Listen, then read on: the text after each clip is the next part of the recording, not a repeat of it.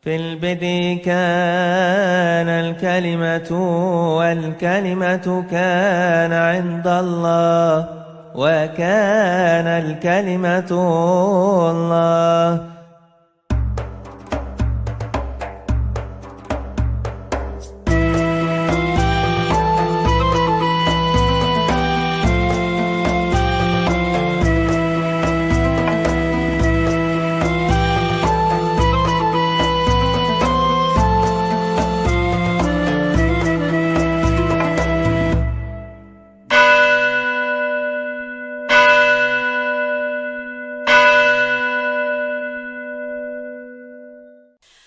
Shalom Aleichem Besem Hamashiach, salam sejahtera di dalam Kristus. Berjumpa dengan saya Syafa dalam program Q&A bersama Dr. Bambang Nursena. Shalom Mbak. Shalom. Baik para pemirsa, kita akan menjawab pertanyaan-pertanyaan yang selama ini sudah masuk di kolom komentar dalam channel YouTube Bambang Nursena. Tetapi tidak bisa kita jawab semua dalam program kali ini. Kita akan membuat program Q&A yang lain untuk menjawab pertanyaan-pertanyaan saudara semua. Bah, kita ada 6 pertanyaan untuk kali ini, Bah, yang nanti Abah bisa jelaskan dan jawab untuk teman-teman kita yang sudah memberikan pertanyaan melalui kolom komentar ya. Yang pertama, bagaimana cara menjawab pertanyaan bahwa Alkitab Kristen sudah dipalsukan? Ini klasik sekali, Bah, dan terus dituduhkan kepada kita. Ya, yang pertama mungkin kesan itu dibangun karena mereka melihat Alkitab yang dibaca oleh orang Kristen itu biasanya dicetak dalam wujud terjemahan. Ya. Ya, Alkitab bahasa Indonesia, bahasa Jawa, Inggris, bahasa Inggris, bahasa Batak, dan lebih-lebih dalam bahasa Inggris itu disebut version.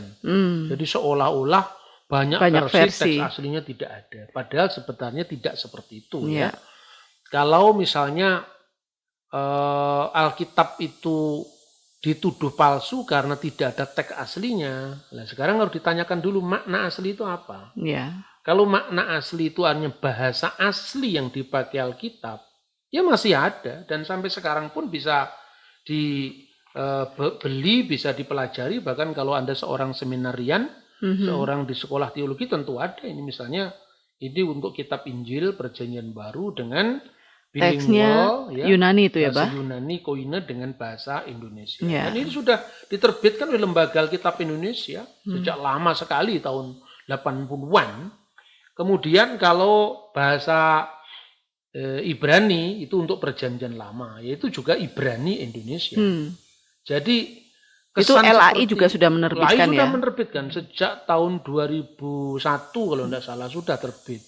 Nah, tapi kalau dipertanyakan lebih lanjut itu asli dalam pengertian apa? Pertama, bahasa asli yang digunakan menulis kitab suci. Misalnya kitab Taurat ya, Torah, kitab Nabi-Nabi, Nebim, dan Ketuvim, kitab Tanakh ya namanya. Tanakh ya, singkatan Tanakh, itu juga ada. Dan yang menarik bahwa Tanakh yang dibaca orang Yahudi yang kita sebut dengan Perjanjian Lama itu sama persis. Jadi seumpama orang Kristen memalsukan kitab, Tanakhnya kan sudah beda dengan miliknya orang Yahudi. Nyatanya sekarang kalau misalnya Anda pergi ke negara-negara yang banyak orang Yahudinya ya, misalnya di Australia itu atau di Israel sekalian di sana, toko-toko buku Yahudi itu menjual yang namanya Tanakh ya. Tanakh itu Torah, Nebim, Ketuvim itu sendiri seperti yang dibaca orang Kristen persis ya. Bahkan ini kalau Anda bandingkan antara edisi Yahudi misalnya terbitan Mesorah Publishing New York dan Yerusalem atau Tel Aviv Publishing, itu sama persis dengan ini terbitan United Bible Society in Israel, itu penerbit Kristen, atau Trinitarian Bible Society, itu persis sama. Bahkan orang Kristen sekarang sudah menerbitkan ya, ini Holy Bible untuk Perjanjian Lama atau Tanakhnya itu ya ditulis semua. Torah, Nebim, Ketuvim. Ini persis diawali dari kanan ke kiri ya. Kitab Taurat yang pertama kan kitab Bereshit, kemudian Ele Shemot, terakhir itu adalah Ele Hadivarim, kitab Ulangan. Sama, terbitan Yahudi, Kristen juga sama. Bereshit bara Elohim et Samayim ve et Saaret misalnya. Kemudian untuk perjanjian baru itu Hekaini Diatike, itu dari kiri ke kanan. Itu juga Biblos Genesios Yesus Kristus sama persis. Jadi artinya orang Yahudi tidak percaya dengan perjanjian baru ini, tapi orang Kristen percaya. Orang Yahudi kan nggak percaya Yesus. Bagaimana kok kitabnya masih bisa sama? Artinya Kristen juga mengikuti Tanakh Yahudi, dan itu adalah fakta yang tidak bisa terbantah. Seumpama orang Kristen memasukkan kitab, kan kitabnya sudah beda dengan Yahudi. Kemudian kalau bahasa asli itu dipahami dalam makna bahasa yang dipakai oleh komunitas-komunitas kuno saat itu, kita juga punya bukti. Misalnya Taurat Samaria. Ini Taurat Samaria, Pentateuchus Samaritanus, atau disebut Torah Somron. Torah Samaria ini tertulis dalam huruf Samaria, dan huruf Samaria itu huruf yang lebih kuno dari huruf Masoretik, huruf Hasmonaim ya. Itu berasal dari abad ketiga sebelum Masehi. Nah, sampai sekarang masih ada di dalam kitab Bereshitnya. Mereka membaca dengan bacaan yang punya varian kiri, cara membaca yang berbeda. Misalnya Bereshit itu dibaca Barashit, Bara Aluwim. Jadi hurufnya sama Elohim tapi dibaca Aluwim. Cara bacanya yang berbeda. Dan kemungkinan menurut penulis gereja kuno, yaitu Origen dari Iskandaria, bacaan Barashit itu mungkin melestarikan tulisan yang lebih kuno, ya, Beharishit, bukan in a beginning tapi in the beginning. Dan itu semua bisa diikuti dalam kritik teks.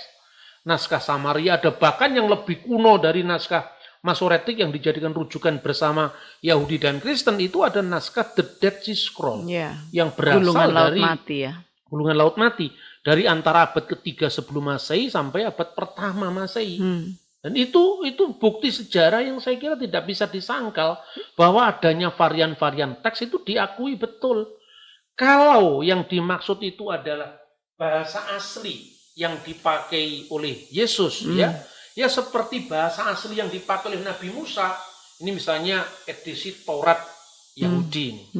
Taurat Yahudi ini ya Torah mulai dari Bereshit, Ele Shemot, Wayikra, Bamidbar sampai Ele Hadivarim, 5 kitab Musa, itu bisa dibandingkan satu sama lain dengan Samaritan, dengan edisi Kristen, bahkan dengan teks-teks kuno, terjemahan maksudnya. Ya misalnya terjemahan Yahudi dalam bahasa Aram, namanya Targum. Terjemahan Torah Kristen dalam bahasa Suryani atau Aram, namanya Pesita. Terjemahan Latin dari Tanakh Ibrani ke dalam bahasa Latin, namanya misalnya Vulgata. Bahkan terjemahan Yahudi sendiri yang muncul sebelum zaman Kristen yang dipakai rujukan oleh gereja mula-mula itu adalah Septuaginta. Sampai sekarang semua masih ada. Kalau yang dimaksud itu bahasa yang diucapkan sehari-hari oleh Yesus Kristus itu bahasa Aramaik. Sampai sekarang juga ada. Ini yang disebut bahasa Suryani, yang namanya baik itu Old Syriac kuno maupun itu Pesito atau Pesita. Ini bahasanya Yesus masih lestari sampai hari ini. Jadi jangan hanya lihat Alkitab terjemahan, karena semua ini sekarang bisa di cross check kok. Tidak ada yang disembunyikan, tidak ada yang dipalsukan. Ya, terima kasih Bah. Selanjutnya pertanyaan yang kedua, bagaimana dengan fakta bahwa orang Samaria tidak mempercayai bait suci di Yerusalem dan mereka mempunyai bait suci di Gunung Gerizim? Apakah ini juga mempengaruhi otentisitas Taurat, Bah? Ya, secara umum, artinya mulai dari kitab Kejadian sampai Ulangan, itu tidak berbeda.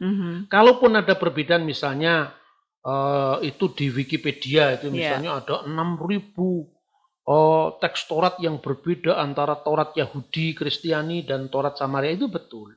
Tapi perbedaan itu karena apa? Pertama, sekitar 3.000 perbedaan itu terjadi karena cara penulisan. Jadi perbedaan yang adalah ortografis, cara penulisan. Jadi misalnya kan di kalangan orang Yahudi sendiri maupun gereja kuno itu terjadi.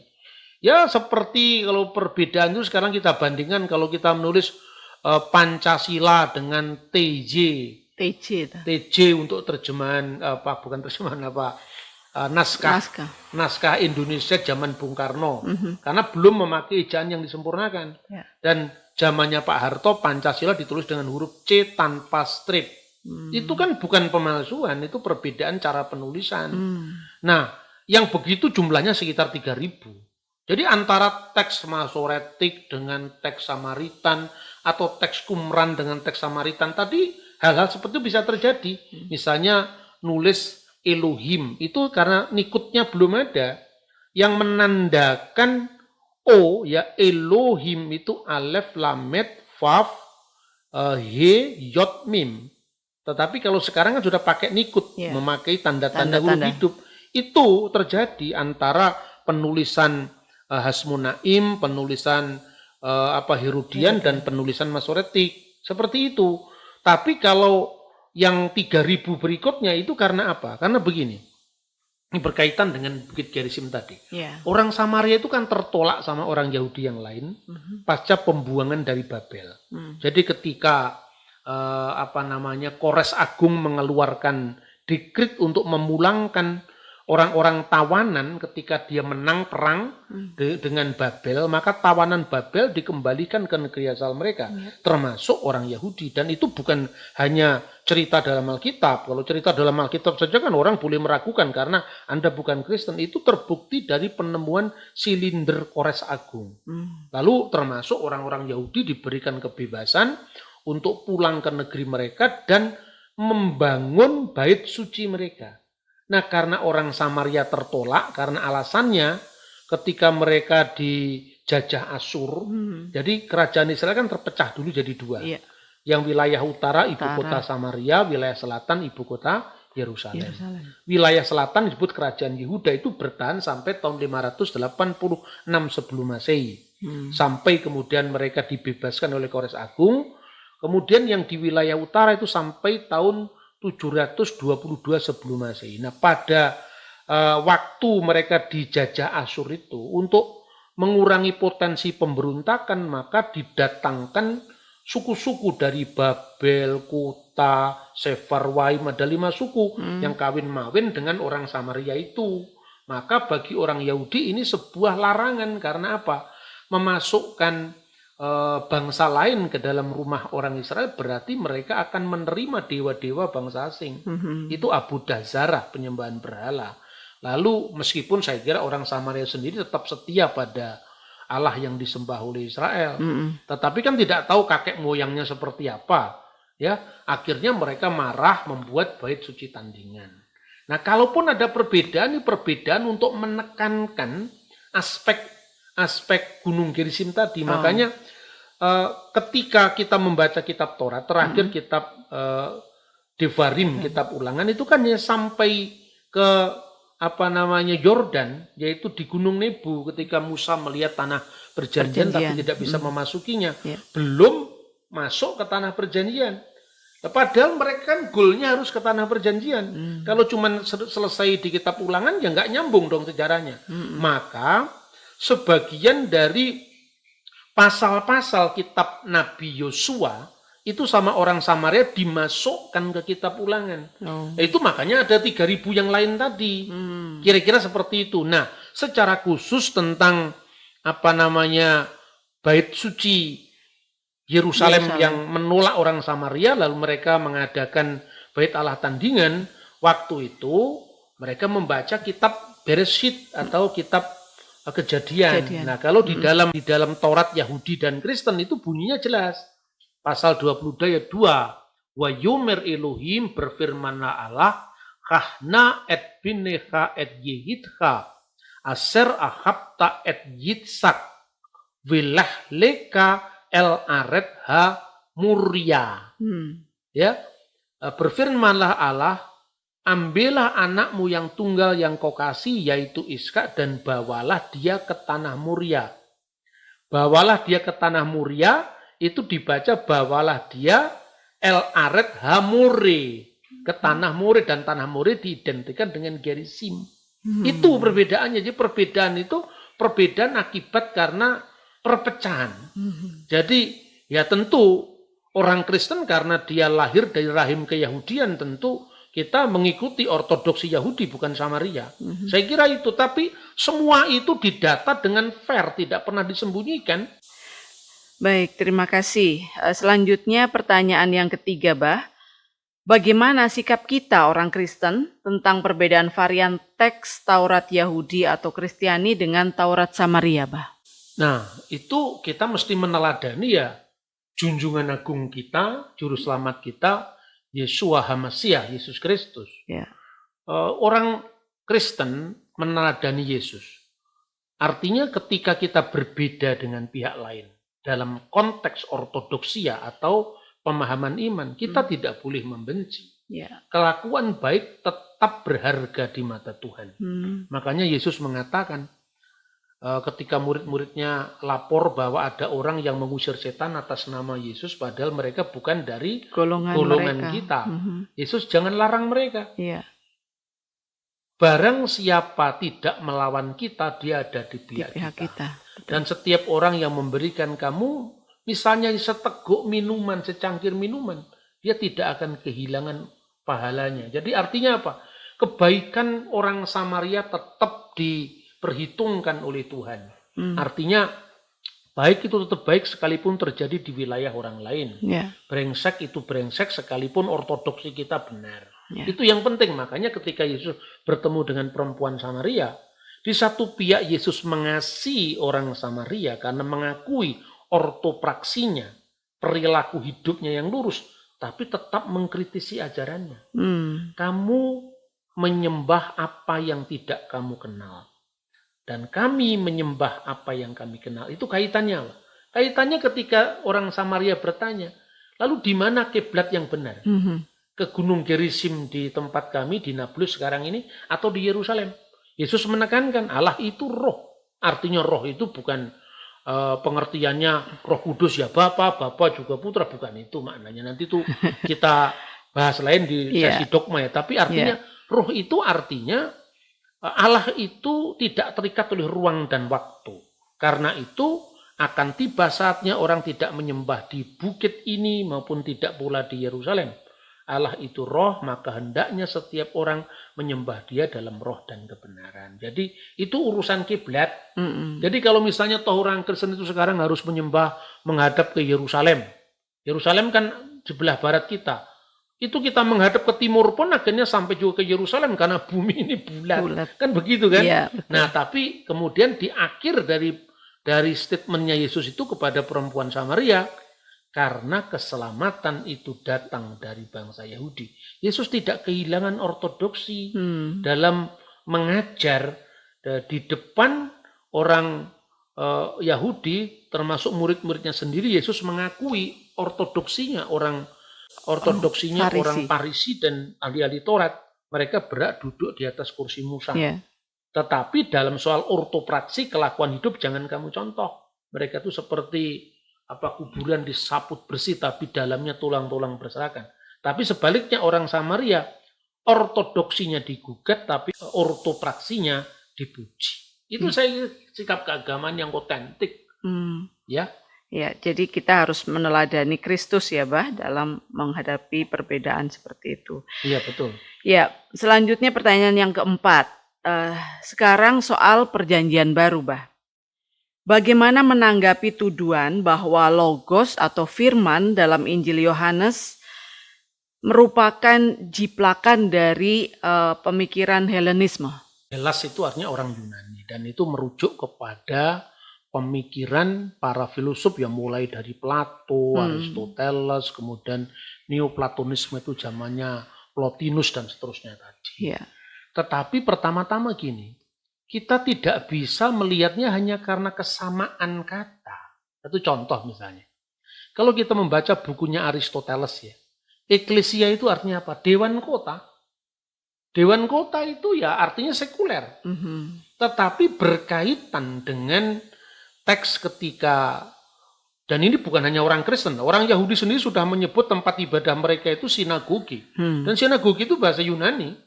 Karena ada eksistensi orang-orang Yahudi diaspora yang tadi saya sampaikan Septuaginta yang diterjemahkan orang Yahudi pada kira-kira abad ketiga sebelum Masehi di Alexandria itu dikenal Septuaginta. Ya. Nah dari Septuaginta inilah kita mengenal kata misalnya logos, sinagogi itu dari sana.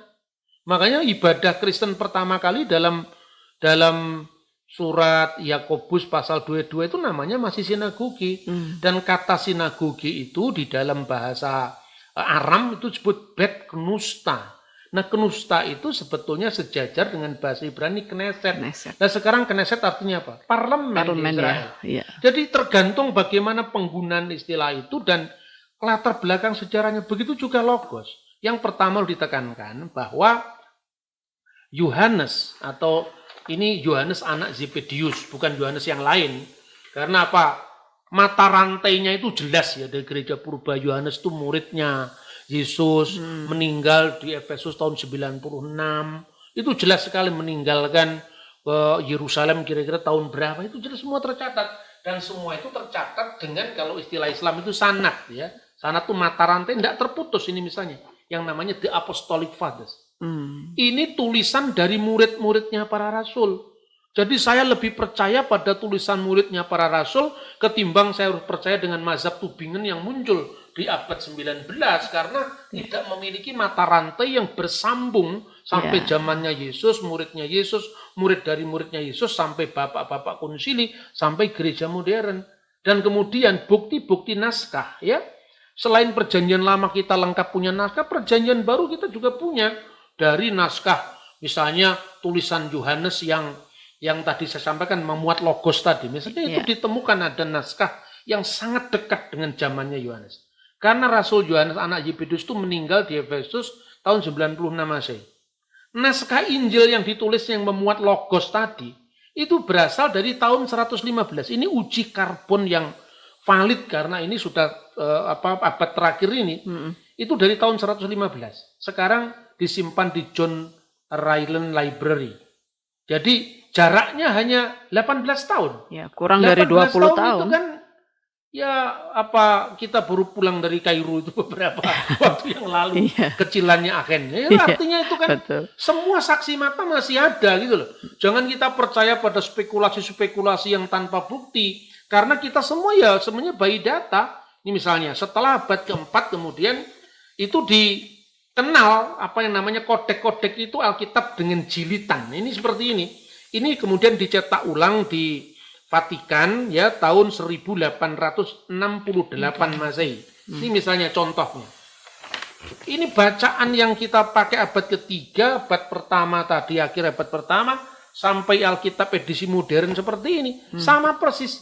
Bunyinya apa? En arki in hologos ke hologos in prostantion ketos in hologos. Pada mulanya adalah logos firman, firman itu bersama-sama dengan Allah dan firman itu adalah Allah. Apa yang sangat berbeda dalam konteks bahasanya sama tapi maknanya beda. Pertama, logos dalam filsafat Yunani itu intermediary being. Jadi dia bukan theos dan bukan anthropos. Bukan theos dan bukan manusia. Bukan theos dan bukan kosmos. Alam semesta itu beda. Dengan iman Kristen jelas-jelas mengatakan ke theos in ho logos. Dan theos sendirilah logos itu. Tetapi dalam ayat 14 disebutkan dengan jelas ke ho logos sax egeneto. Dan logos atau firman itu telah menjadi manusia.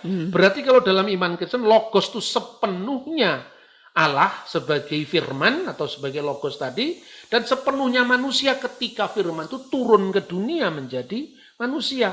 Nah sementara dalam filsafat Yunani tidak mungkin logos menjadi manusia.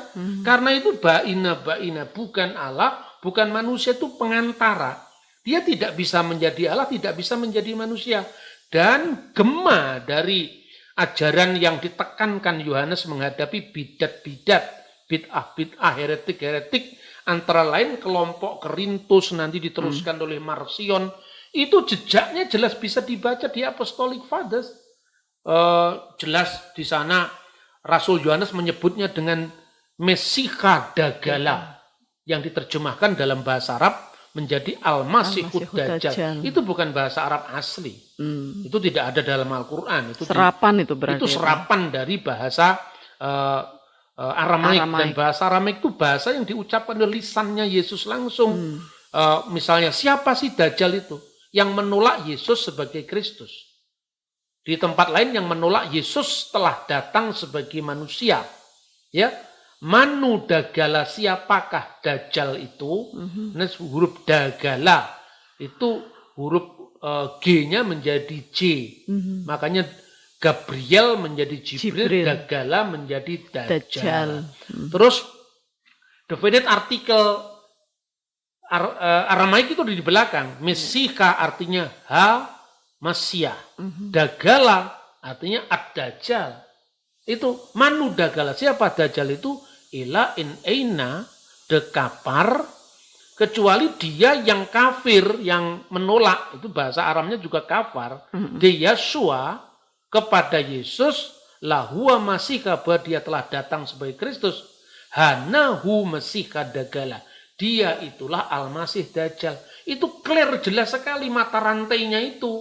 Makanya beda, kalau dalam alam pikiran Yunani, Logos tidak mungkin jadi manusia. Di dalam iman Kristen, Logos benar-benar jadi manusia. Kenapa kita memakai Logos?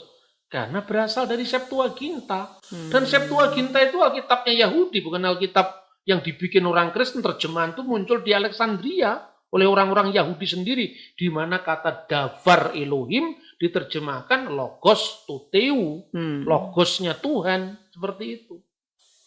Menarik kalau membahas itu ya, Bah. Dan memang tidak bisa sesimpel itu. Ya tidak bisa. Orang mengatakan bahasa sehari-hari tidak bisa. Ya. Baik, selanjutnya pertanyaan yang kelima. Kalau Yesus adalah firman Allah, lalu dianggap sama dengan Allah, bukankah seluruh ciptaan ini juga hasil dari firman Allah? Lalu apa bedanya dengan Yesus, Pak? Nah, itu kan pandangan Islam.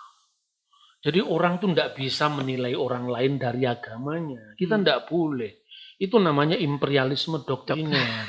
Lah orang tidak paham agamanya, orang dipahami dengan ajaran Islam itu tidak fair. Misalnya, Yesus itu disebut sendiri Rasul dalam Ibrani pasal 3 ayat 1. Kenapa? Disebut anak Allah.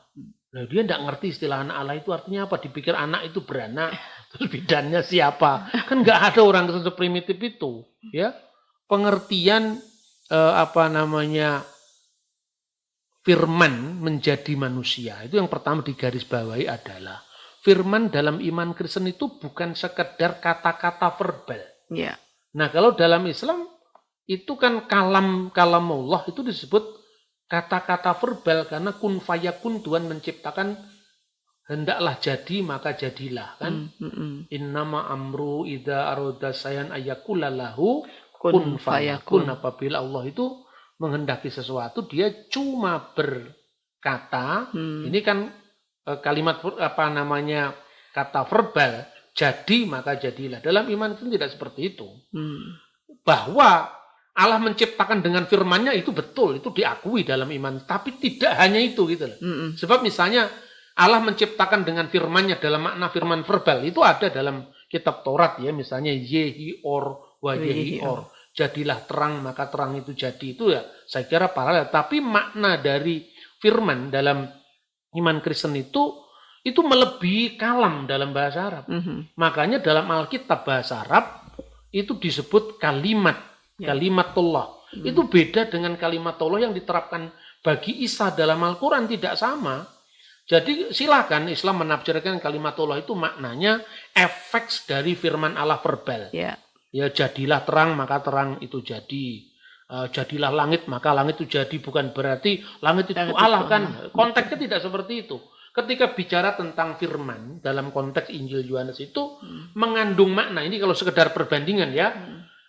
Kalau dalam ilmu kalam itu ada sifat kudrat, irodat, kemudian kalam, kemudian ilmu. Masih ada yang lain, tapi keempat ini itu terkandung dalam satu kata, yaitu memra atau logos. Karena dalam logos itu ada kuasa. Maka logosnya Tuhan itu berkuasa atas segala sesuatu. Firman yang kuutus itu pasti semuanya jadi, kata firman Tuhan. Apa yang dikehendaki pasti jadi. Jadilah terang, maka terang itu jadi. Firman itu juga adalah merupakan selain kuasa, kehendak, itu juga adalah ilmunya Tuhan. Maka dia juga dikenal sebagai hokmah Elohim. Ya. Kemudian selain dabar, hokmah, itu juga bisa bermakna kata-kata verbal tadi. Jadi kata-kata verbal itu adalah ketika Tuhan melakukan kehendaknya itu dalam ruang dan waktu. Jadilah terang, maka terang itu jadi.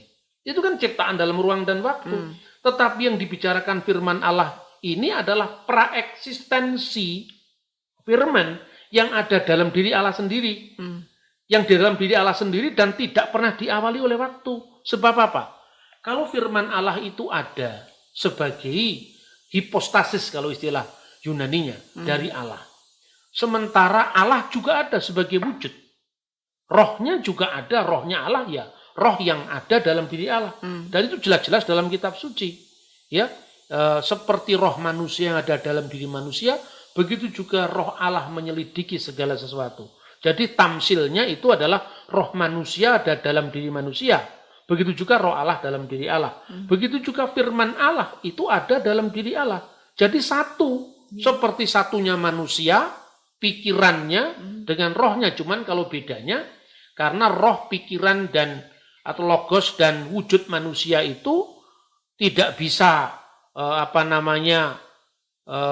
berhipostasis lebih daripada satu. Karena manusia itu terbatas. Tapi kalau Tuhan pada praeksistensinya, sebelum segala sesuatu ada, firman, roh Tuhan, dan Tuhan itu selalu satu. Gitu loh. Jadi dalam konteks ini maka Alkitab kemudian dikembangkan, dijabarkan oleh bapak-bapak gereja melalui kuasa Roh Kudus, tentu dengan saksi mata yang bersinambung. Jadi misalnya ajaran yang menegaskan Kristus sepenuhnya ilahi, sepenuhnya insani, itu sudah diucapkan oleh muridnya Petrus, yang namanya Ignatius dari Antioquia. Jadi itu bukan ajaran yang baru muncul pada konsili Nikea. Semuanya kan harus dengan bayi data. Misalnya baca surat-surat Ignatius kepada umat di Magnesia, di sini ada tentang Kristus yang lahir dari Allah sebagai firman Allah dan lahir dari Maria dalam kemanusiaannya. Maka dalam kemanusiaannya Yesus mati, dalam kemanusiaannya Yesus dicobai, tapi sebagai firman Allah yang kekal, dia tidak mungkin terpisah dari Allah sekalipun terbedakan dengan Allah. Sebab kalau Allah ada dalam konteks wujudnya sudah ada, firman-Nya pernah tidak ada, tentu ada waktu di mana Allah ada tanpa ada firman dalam dirinya, tanpa ada hukmah, tanpa ada ilmu, tanpa ada kalam tadi, tentu itu tidak masuk akal. Tapi kalau dikatakan firman itu ada di luar Allah, lalu berarti ada lebih dari satu yang kekal. Nah, ini problem dalam kajian teologis kan, dan saya kira yang seperti ini sekalipun tidak sama persis, umat Islam bisa membandingkan misalnya kenapa di dalam ajaran ahli sunnah wal jamaah Al-Quran itu bukan ciptaan, tentu bukan merujuk pada kertasnya yang kelihatan, kepada wujud fisiknya yang kelihatan, tapi merujuk kepada Quran yang kekal yang sudah ada sebelum turun ke dunia, sebelum nuzulnya ke dunia. Makanya ada ungkapan man qala innal Qur'an makhluk fahuwa kafir. Barang siapa yang mengatakan Al-Quran diciptakan, maka dia adalah kafir. Tapi kan kertasnya dari pabrik, tintanya dari pabrik, itu kan ciptaan. Ya sama dengan kalau kita merujuk tanpa mengurangi bahwa makna Quran adalah firman Allah. Tapi nyatanya wujud fisiknya kan berasal dari ciptaan. Begitu juga firman menjadi manusia, kemanusiaannya dilahirkan oleh Bunda Maria. Tapi firman Allah yang kekal itu tentu tidak bisa mati, tidak bisa dicobai, tidak terikat oleh ruang, tidak terikat oleh waktu gitu ya. Mungkin orang bertanya, lalu bagaimana duduk di sebelah kanan Allah Bapa? Itu kita bahas lagi di kali lain ya. Tapi artinya gini loh, iman Kristen itu tidak seprimitif yang dipahami orang kayak di Mekah dan sekitarnya, bahwa Allata, Usa, dan Manat sebagai putri-putri Allah lalu dikritik dengan lam yalid wa lam yulad. Itu betul, tapi tidak untuk Kristen. Jadi kalau saya katakan ya ayat setiap agama itu kan betul menurut agama masing-masing, tapi itu tidak ada hubungannya dengan iman saya kan gitu. Yang membedakan firman Allah adalah Allah dengan ciptaan yang diciptakan oleh firman Allah itu adalah karena Yesus sang firman itu bukan efek dari firman ya, tapi firman Allah itu sendiri. Hipostasis yang ada dalam diri Allah itu sendiri, saya kira itu. Oh ya. Baik, selanjutnya ini pertanyaan terakhir untuk program kali ini. Bagaimana dengan mereka yang mempercayai bahwa kitab suci agama terakhir menjadi tolok ukur menilai kitab-kitab suci, bahkan membatalkan Taurat dan Injil, Nah, itu kan persoalan terakhir menurut siapa dulu. Kan setiap agama itu punya klaim kebenaran. Ya. Yang tidak boleh itu adalah sikap imperialisme doktriner. Ya. Dan itu tidak boleh ngukur orang lain. Pertanyaannya kalau yang terakhir, kenapa enggak Mormon? Ya, Mormon kan lebih baru Mormon ya. Lebih baru, tahun 1930 baru terbit yang namanya The Book of Mormon. Kalau Anda tidak puas dengan bahasa Inggris dan Anda menjadi orang Kristen yang ngibrani, artinya Sibku Ibrani. Seperti orang Ibrani, Anda baca langsung yang kitab Mormon, The Book of Mormon pakai bahasa Ibrani, ya. Iya. Sefer HaMormonia. Itu ada ya dalam bahasa Ibrani? Ada, saya punya. Oh. Bisa yang seperti itu. Ya, itu persoalan sebenarnya kan klaim teologis. Iya, betul. Mormon misalnya. Kitab Mormon ini diwahyukan kepada nabi terakhir, yaitu Nabi Joseph Smith. Ya. Ini ketika Joseph Smith langsung dilantik oleh Yesus. Nah, ditumpangi kepalanya. Ini klaim Mormon, jadi boleh-boleh saja. Itu kebebasan beragama. Terus ini nabinya, Joseph Smith. Nah. Ganteng, Ganteng sekali. Gitu. Terus kemudian, bagaimana ceritanya kitab ini diwahyukan, katanya. Dia diwahyukan lewat malaikat langsung. Namanya malaikat Moroni. Di mana? Di Bukit Kumora. Di Bukit Kumora itu malaikat Moroni itu membawa lempeng-lempeng emas yang kemudian didiktekan kepada Nabi Joseph Smith, dan Nabi Joseph Smith kemudian menyalinnya dalam bahasa Inggris. Setelah selesai disalin, lempeng-lempeng Mormon itu dibawa naik kembali ke surga. Nah, tidak ada alat buktinya. Persoalannya gitu. Semua orang boleh mengklaim agamanya yang paling akhir, nabinya terakhir. Termasuk ini agama terakhir, karena orang Mormon itu menyebut diri sebagai umat dari orang-orang suci zaman akhir. Itu orang Mormon ya. Itu agama terakhir karena baru tahun 1830-an. Zaman selesainya perang Diponegoro itu baru muncul terbitan kitab Mormon. Nah, bagaimana untuk membuktikan misalnya klaimnya dia? Columbus sudah diramalkan dalam Alkitab. Jadi Yesus mengunjungi domba-domba yang lain yang bukan dari kandang ini. Itu dia artikan Amerika. Makanya ketika Yesus turun ke kerajaan maut itu dipahami Yesus pergi ke benua Amerika. Ini memang membangkitkan nasionalisme, patriotisme orang Amerika. Ya, tapi yang berpikir ahistoris sebetulnya. Bagi saya sebagai orang Kristen. Tapi bagaimana membuktikannya? Sedangkan lempeng-lempeng emas itu tidak ada. Ya. Terus ini, dia cara membuktikannya lucu ini. Pada buku Mormon itu ditulis, loh emas yang ditemukan di Persia pada tahun 1961 meriwayatkan zaman Raja Darius II abad keempat sebelum Masehi pernah ditemukan dan penuh bertuliskan aksara paku. Loh ini hampir sama ukurannya dengan lempeng-lempeng emas kitab Mormon sebagaimana diuraikan oleh Nabi Joseph Smith, nabi terakhir.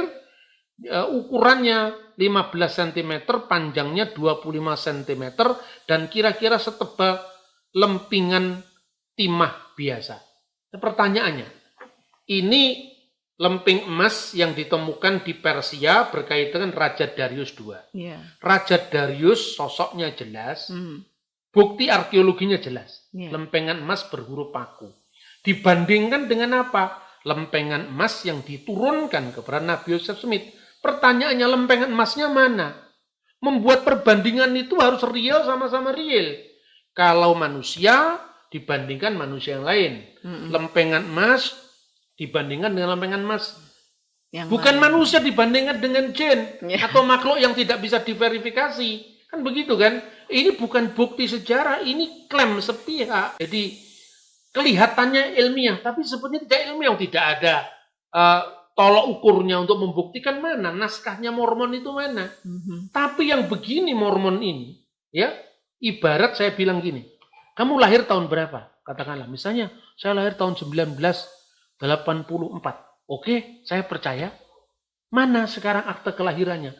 Inilah pohon beringin yang seusia dengan saya, kan nggak bisa seperti itu. Mana sekarang buktinya? Nah sekarang yang nuduh-nuduh Alkitab palsu, buktinya mana?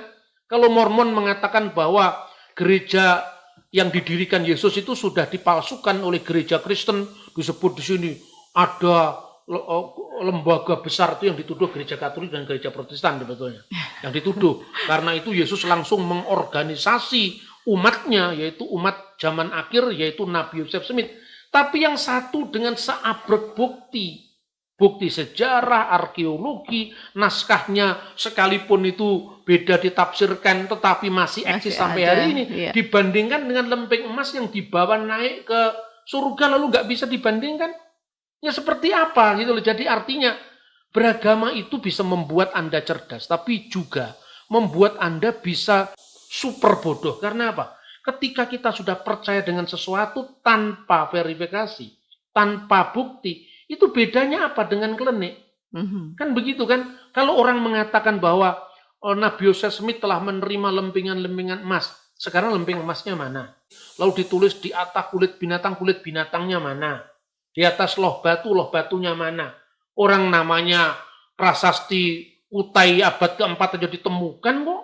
Artinya apa? Bangsa Indonesia punya bukti yang kuat juga tentang kesejarahan kita gitu loh. Jadi jangan hanya main klaim teologis kemudian nuduh kitab Taurat, kitab Injil itu palsu. Dan kemudian Tuhan mengorganisasi yang baru menurut siapa dulu. Saya kira itu supaya kita ini beragama secara cerdas. Kita harus jujur dengan diri kita sendiri. Saya kira itu. Maka sejujur saya mengatakan, ini loh naskahnya. Ketika saya mengatakan logos, ini saya ada tulisannya Plato, ada tulisannya Aristoteles dengan terbitan langsung. Teks bahasa Yunani disebut logos juga di sini. Diterjemahkan dalam bahasa Inggris misalnya. Begitu juga tentang istilah logos tadi. Itu kan mirip aja misalnya ketika kita bicara. Orang Jawa menyebut Tuhan pada masanya Kiai Sadrak, baik Islam, baik Kristen.